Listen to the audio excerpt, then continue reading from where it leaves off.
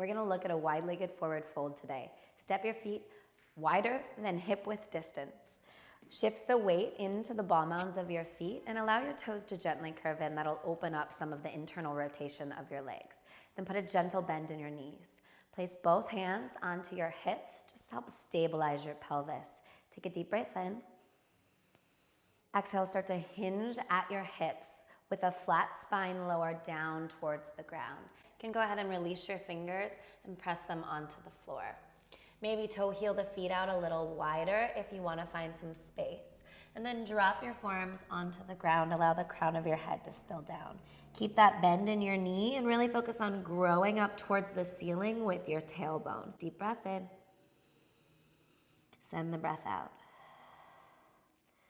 When you're ready, inhale, find a flat spine.